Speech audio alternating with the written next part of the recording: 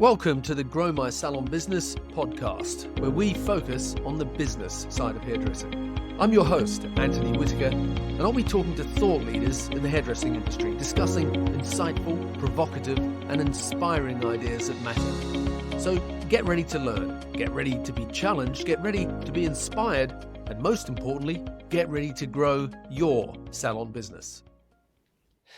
Hey, it's Anthony here, and welcome to today's episode of the Grow My Salon Business podcast. And in case you don't already know, video versions of our podcast are now available on our YouTube channel. So if you want to put faces to the names, then head on over to Grow My Salon Business on YouTube, and you can watch them there. Now, my guest on today's episode is Mario Verrilli from Onaré Hair Salon in Mississauga, Ontario, Canada. In today's podcast, we're going to discuss some of the challenges that the hair and beauty industry faces, the importance of creating clarity for your team's career path, and why ongoing personal development is important, and so much more. So without further ado, welcome to the show, Mario. Thanks, Anthony. It's a pleasure to be here. I'm so excited. I've been looking forward to this for the last few weeks, and love your podcast. I think I told you it's been the beacon of light for me the last 2 or 3 years since the onset of COVID. So much gold in here, and really looking forward to more of the episodes. Good, fantastic. That's very nice of you to say. I really appreciate that. So, Mario, before we start, let's do what I do with most people on the podcast, and that's sort of effectively get them to introduce themselves. So, who is Mario Verrilli? Give us your sort of 2-minute backstory, and then we can dig into it. Sure. So I'm Mario Verrilli. Originally from a small mining town up in northern Ontario, Canada, which is 4 hours north of Toronto. I moved to the city of Mississauga because I was inspired by editorial work after traveling to London, England, and New York City and seeing the opportunities in the city. So I moved here 25 years ago, opened up a salon 3 years later. Married, we've got 3 kids. So always busy, always learning, never a dull moment. Good. Okay. Right. Well, that puts everything into some context. All right. So I like to find out with different salon owners just a few questions around opening a salon. And a sort of one question I like to ask people is, at what point did you know that it was the right time to open a salon? Was it always something you were going to do, or was it, like some aha moment all of a sudden where you thought, you know what, I'm going to do this on my own? An opportunity was presented or something. So talk to us about that. Well, I'm glad you asked that question. Part of the reason I wrote the book too is there was no other option in order to be respected as a hairdresser, especially in a small mining city where, leaving university to go to be a hairdresser, there was all sorts of jokes and that sort of thing. And the only way you got respect was if you owned a business and were perceived to be making a lot of money. So that was always in the cards for me right from the day one. When I left university, I thought I'm going to go get into hairdressing. Part of the appeal was the entrepreneurial opportunities I saw. So that was always one of the goals. When I knew it was the right time, I guess not to sound too spiritual, but there was an internal voice telling me to move it. And where I was at the time, when I left Sudbury and I moved to the city, there really wasn't a career path like we're seeing today, where there's a structured career path and there's written black and white how you get here to there. It was just, here you go. You've got 3 months to get on commission and go for it. And if you don't, you're out of here. So I felt I got as busy as I could be with my 2 hands, and I didn't see where else the only other step or the only other option was what we've been taught also by society. And even in cosmetology school, there's the whole thing of you go to cosmetology school, work in a salon, and then open up your own. So I didn't know any other option. Yeah. Looking back on that now, what do you wish you'd known before you opened the salon? Well, in some ways I wish I knew, and in some ways it's better I didn't. Because yeah, exactly. Yeah, I wish I'd known, what other training I would need to be a salon owner, because it's a completely different skill set. But in a way, I mean, I'm glad I didn't know that, because I wouldn't have done it if I knew everything I had to do. And being a business owner has just developed me personally in so many ways. that I don't think I would have developed myself the way I would have working somewhere else. Yeah, yeah. Okay. Now, you just mentioned the book, and I've been lucky enough to read your book, and I thoroughly enjoyed it. It's got a very interesting title, The Fall of the Hair Salon and What to Do About It, a step-by-step guide to the future of the beauty salon industry. So tell me about the message that's behind the title, and why did you decide to write a book? Well, yeah, that's a loaded question, but yeah, starting with the title, um, I felt, even if we go back to before COVID, I saw changes happening within the industry. Um right around 2012 or so, I don't know to be exact, but it was around then that I saw. I used to run my salon where you either cut hair or you colored hair. You specialized because I wanted to treat it like almost like a dental practice, and we had specialists here, and they only focus on one thing. Just from my own experience as a hairdresser, uh, to be great at all of it is really difficult. And I was always gravitated towards the cut, and I could see people who loved the color more, so it just worked. And I saw how efficient salons were when they operated that way as well. Um, so what happened around 2012, I guess, it was the introduction of the ombre, and then we started seeing the cut becoming, the hair started becoming a little longer. The trends became very long, and I mean, as beautiful as that is, it's just become almost everyone. That's all you see on Instagram is the long mermaid waves and balayage. Mm, And it's yeah. when I started back in '95. I mean, there was so much variety. We saw it go from long hair to all these celebrities cutting their hair off, and there was just such a variety of long hair, shags, short bobs, graduated bobs, beautiful pixies. Anything went, Mm, and it was beautiful. It was a really amazing time, and I just saw the difference around you know 2012. It just started to change, and you couldn't get a specialist who was cutting hair alone busy enough. They had to do both. So I changed the business model to have all stylists do both, and then if they wanted to specialize, they could choose. Which now I think is probably the better route because that's actually how I mm. started. I did both, and then I got busy enough that I asked my boss if I could specialize in cutting alone, and he was all for it because we passed off the color to other stylists. So why I wrote the book was, I guess, what you alluded to at the beginning, where why I started a salon. It was partly that was the message I received right from the beginning, because you weren't good enough if you didn't own a salon, and that isn't the message I think we should be telling people. I think the real message is be the best you can be, because you'll have an amazing career regardless of whether you own the salon. If the salon is what you want, that's great, but that doesn't mean you're not as much worth without it. And I Yeah. believe that was the message that I received, and I still see it now with I think I saw the suites around that time too, around 2012.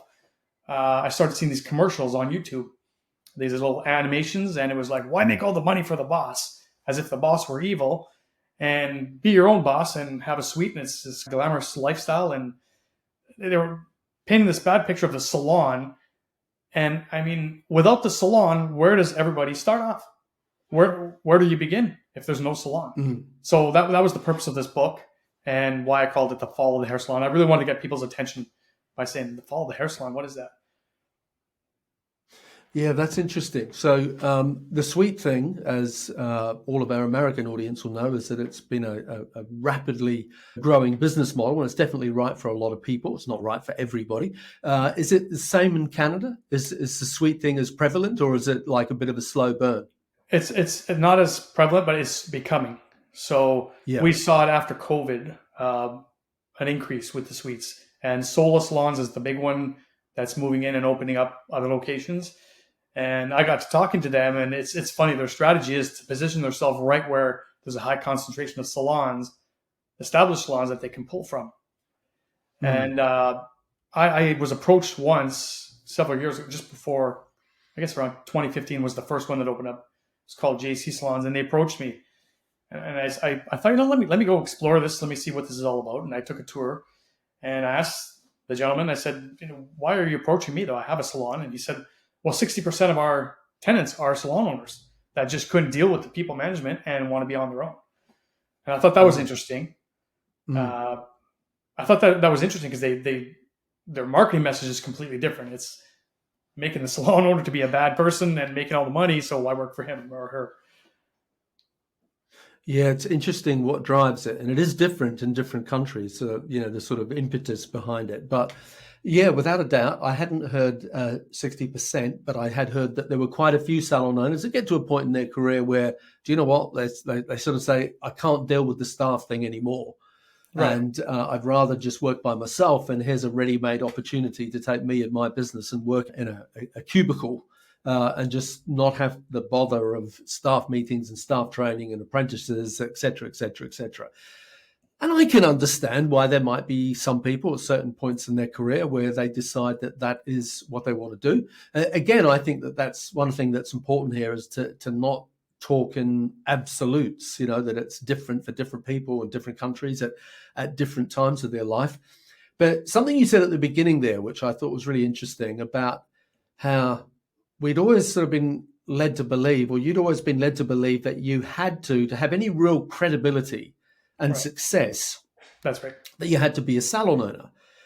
And that just isn't the case. You can be very successful working for someone else if you're working for the right person, Right.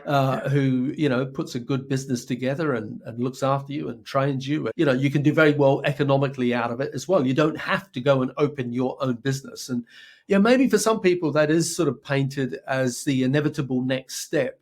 And what you're saying is that shouldn't be the case, that it shouldn't be seen that the next step, once you're qualified and you've got some clients, is to now go and open your own business, because it's sort of, in some ways, that destroys the business from within. Like the salon industry is its own worst enemy, Right. in a lot of cases, Yeah. And so painting the alternative of being an employee as a positive thing is a good thing to do.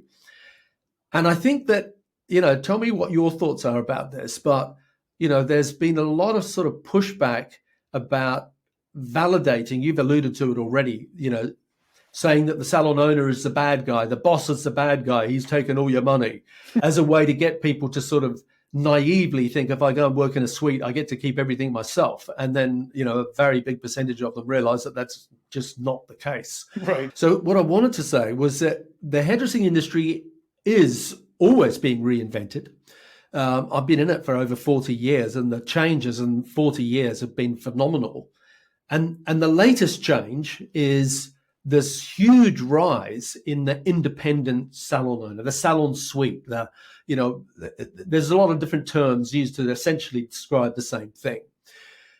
And I think one of the positive things that it's doing is it's making the traditional salon owner reassess, well, what does a traditional salon looks like? So in a way, this independent movement has made traditional salon owners go, okay, what do I need to change? How do I need to reevaluate my business to, succeed in the 21st century? What are your thoughts about that? Yeah. So I believe having that as part of the career path is a very important piece, because from my experience, what I found is that, well, number one, talking to other industries, I've got clients that are investment advisors, and what I found was they're self-employed under an umbrella of a large company, and they get a 40% commission, but they're working part of a team. They're still part of a team, and it works. I have a neighbor that's a dentist, and her and I often talk, about business, and I rolled the idea of having independent artists in the salon, and she said, well, dentists do it all the time. We have dentists that work here, and they work in the neighboring city called Burlington, which is about 30 minutes away. And that's common practice. So I guess just looking at other industries to see how things can be done. And I think if we did that, that's where maybe, working for someone, but not having to open up your own salon will still give that credibility to that this is a profitable industry. It's a good career path. Right. Aside from, okay, well, you have to own the salon. That's the only option. Yeah, no, good point. And I like the fact you said, like, the dental practice does it. The medical practice, full stop. There's a lot of self-employed people working under one roof. Same with legal firms, same with accountancy firms, same with, architectural firms. And I've done a couple of podcasts where I've talked about those different business models and how we should, as an industry, look to other professions and see how they structure it, that it doesn't have to mean that you go out and do your own thing on your own. You can be very successful within part of something bigger. What's the business model that you have in your salon business? So I started off with the traditional commission hourly, then moved to commission model. But we have a tier of commission. So we start at 40%, and it jumps up to 45 would be the next level, 47, 50, and then 52 would be the highest, based on certain key indicators. It used to be based on length of time of the company, but really it's about the results that they're producing. I know what it takes to build and develop someone. There's a lot more. It's a few years of development time to get them to become productive. Aside from the technical training, I have a pretty good track record for retention. I've had multiple people with me for almost 20 years, several that have been with me past 13 years. Let me just talk to you a little bit about the motivation and people management side of your business. The fun stuff. Let me start by asking, how do you get your team productive? Because there's a lot of great little gems of wisdom in your book about how you build a productive team. What are some of the things that you'd share there? I think the biggest thing is clarity. Clarity being number one. When people are clear about what's expected, and they're clear about where they can go and what they need to do to get there and what they receive in return, that being the biggest, I don't want to say motivator, I don't know if that's what motivates them, but it probably could, because if they know they want to end up here, they know what they need to do, and now they're clear to go there. They've got a clear path to go there. Where when you don't have a clear, structured career path for them, they're just going to wander, and some might be successful, a lot won't. So I think that being the number one piece is clear expectations, and number two, how you communicate it. Yeah, that is really important, giving people some vision of the future. And I was talking to a salon owner, I think I might have mentioned this on another podcast, and he was employing a young lady, and she was very young, 17, 18 or whatever, and she'd already started working in another salon. And after 9 months, she decided to leave there because she was just being used as a glorified cleaner. And she came to my friend's salon for an interview. And my friend said, and she brought her mother with her. And he was saying to me, and you know what it's like, Anthony, as soon as they bring their mum, it's always a problem. And we laughed about it. But then we were sort of talking about this, and he said that the mother was asking questions like, and what point should she be expected to be on the floor? And what sort of training would she be doing at the 6-month mark? And what sort of things was she being taught at the 12-month mark?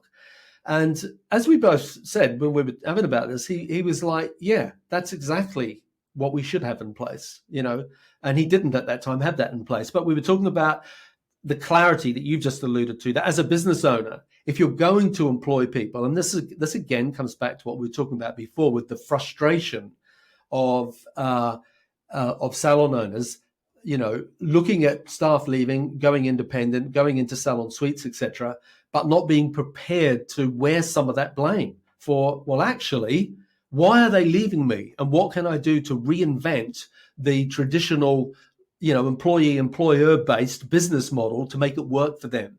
And a lot of that comes down to that key word you just said. Let's give people some clarity. Let's give them a vision of the future of that. This is our training program. This is where you'll be at in 6 months. This is where you'll be at in 12 months. This is when you'll be on the floor. This is what you can expect from me. This is what we'll expect from you. So yeah, I think you sum it up with that one word.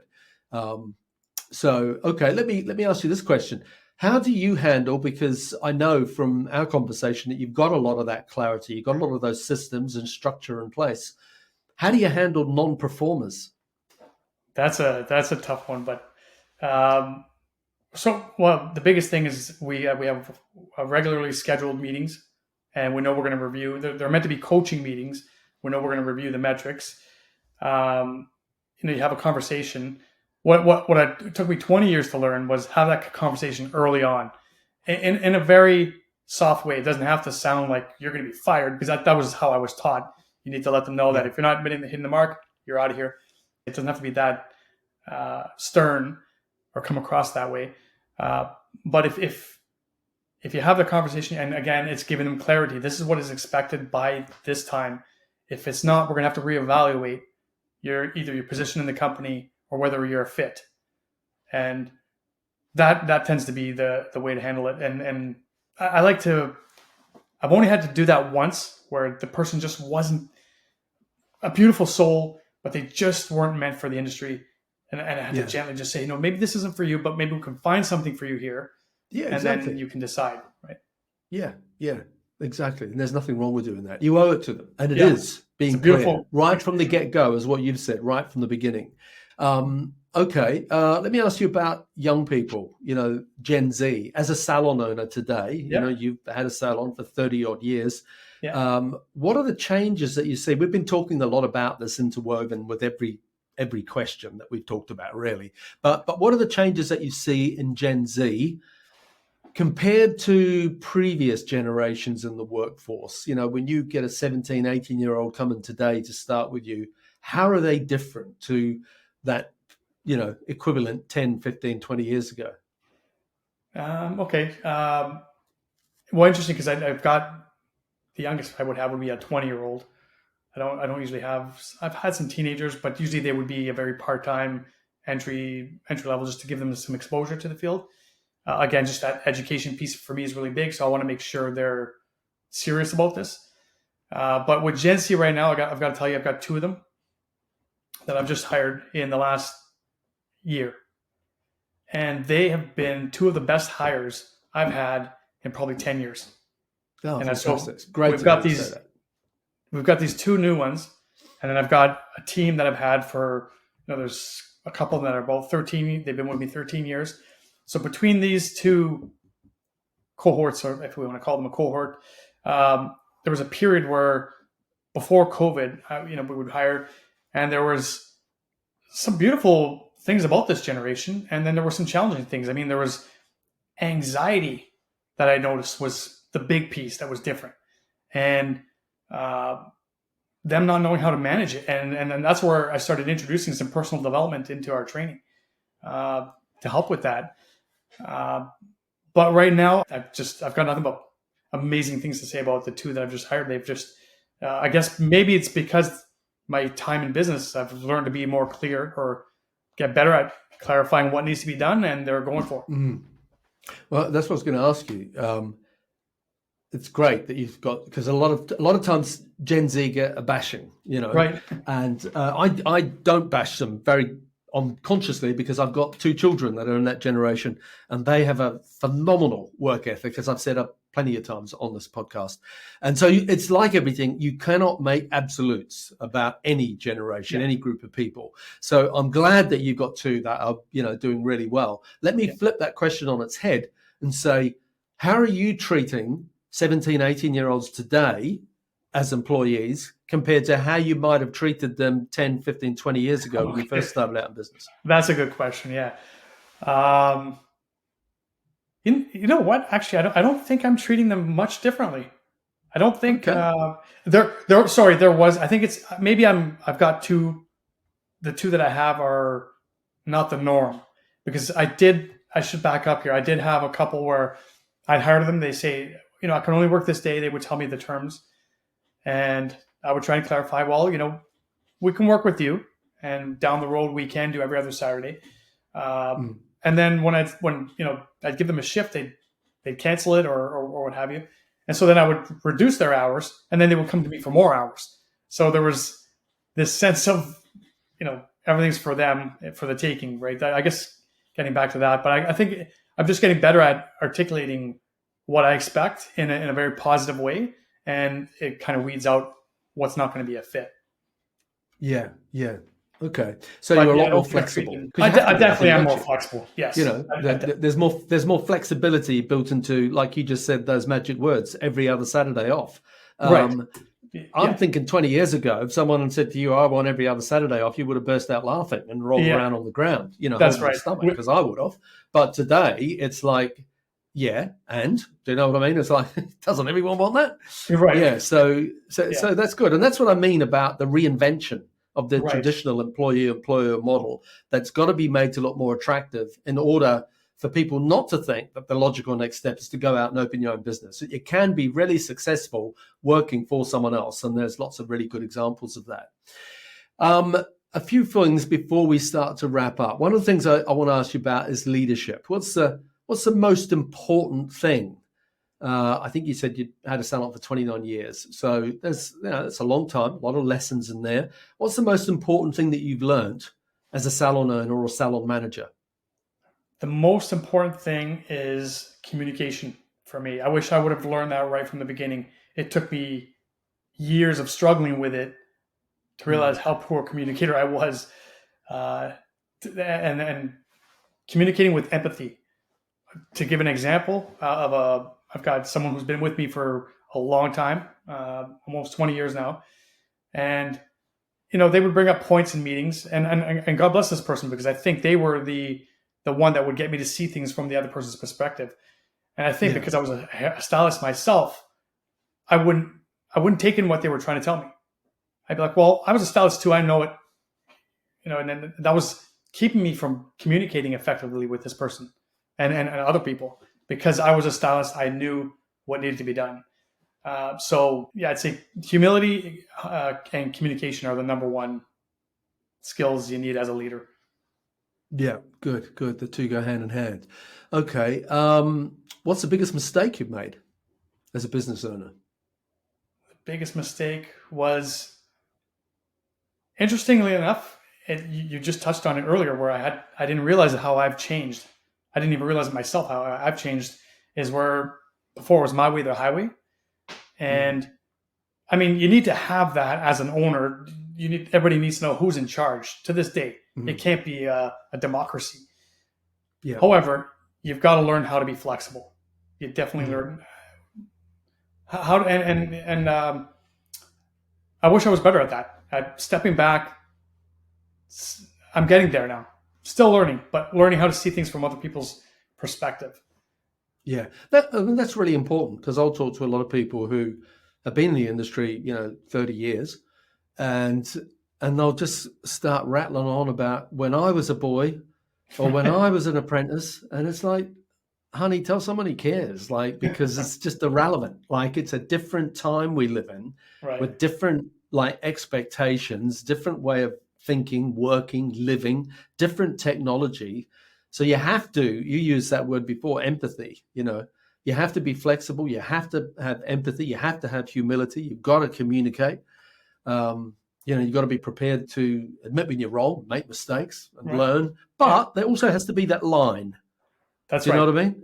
It is your business, Mario. It is you responsible for the rent. It's it's not a workers' cooperative unless it is a workers' cooperative where everyone's putting money in to add part of that business. At the end of the day, you're still the leader, the owner, and the one on the hook. In the book, you quote a lot of different influences.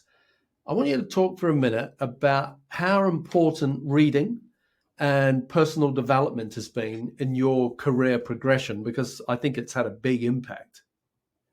Definitely. Yeah, no, definitely. Without a doubt. Especially as anyone who's in a creative field, and there is an element of entrepreneurialism, even if you're working for someone, whether you work for someone or not, or in a creative field, it doesn't matter. I think we all need from time to time to hear something said. It could be the same thing, but it's said from a different person, a different voice. Words of optimism. It's just so important to feed your mind like you'd feed your body. You wouldn't feed it fast food every day if you want to stay healthy. And if you want to stay positive, you've got to feed yourself, surround yourself with positive people, listen to positive people. Like this podcast for me was one of those things during a traumatic event where I didn't even realize how traumatic it was until we came out of it. And I realized, wow, I was traumatized by what happened. But what got me through it was I actually started reading more. So I was probably reading 2 or 3 books a month at least. Uh, and now that's become a habit. I mean, I've always liked to read or listen to books. I like to listen to them at the same time too. But yeah, reading, going to events, getting outside of your familiar environment and getting uncomfortable is so important. I mean, I was always a timid person growing up. Didn't like to try new things, and I find I'm getting more comfortable, getting uncomfortable, and it's so important for especially what we went through to get past that. So, I mean, if you're not doing that, I mean, it could be the difference between a mental breakdown and coming through it stronger. Yeah, yeah, I love that quote. It's sort of been my favorite quote for a few years now. I don't know who first said it, but I can remember when I first first heard it. It was that quote about get comfortable being uncomfortable. Right. And I just thought, wow, that's a really important, way to look at the world, because the world changes so fast now. Yeah. You look at the world your parents, your grandparents lived in. It was a very slowly evolving world. The world and the speed of change now is just phenomenal. Yeah. And so you have to be prepared to constantly be questioning how you do things. And that quote, get comfortable being uncomfortable, I think it just sort of clarifies it perfectly. That if you want to succeed, get comfortable being uncomfortable. Right. Be constantly prepared to learn and evolve and adapt. Okay, a couple of quick ones before we wrap up. What advice would you give to someone who is in an apprenticeship or in beauty school? What advice would you give them? Okay. So the advice I would give and what I would have loved to hear was, number one, find the best salon or one of the best salons in your neighborhood to work at, because they're the best for a reason. And they'll teach you what we just talked about, getting comfortable with being uncomfortable, because that's how the top salons are usually the most progressive, and they train the rest of the industry. That's where a lot of people start off and open up their own salons, and they've learned it from usually the best. So always surround yourself from the best. Never stop learning. Take as many workshops as you can, and get out of your city. That's really important too. Even if you're from a big city, maybe go to a small city just to see the difference. And by doing that, I mean, I've been to a lot of classes where I've invested money, and it was, for lack of a better word, it wasn't a waste because I did get one little thing out of it, but it was hit and miss. It was trial and error. So I was taking as many workshops, and some were great, some weren't. But that's part of it. Getting comfortable with failure too. That's the key. You're never really failing if you look at it as a learning opportunity. So that's what I took out of even some of the courses I took that maybe were not what I was expecting. I spent money on it and I didn't really get what I thought I would, but I always got something out of it. And then I determined what was good and what wasn't. That was the benefit of it. And then if you're going to apprentice, really have a level of respect for the person putting this all together, because you really don't know what it takes. It's like the expression, you don't know what it's like to have kids unless you've had them. And yeah, exactly. It's the same as having a business. I mean, there's so much that goes into it, and the owner maybe at times might not even acknowledge you. They've got so much going on in their mind. You can't take that personally. That's just. But just know that they're doing a lot. If they're providing some sense sort of training and a structured environment for you, there was a lot that went into that. So you've got to respect that. Yeah, definitely. Okay.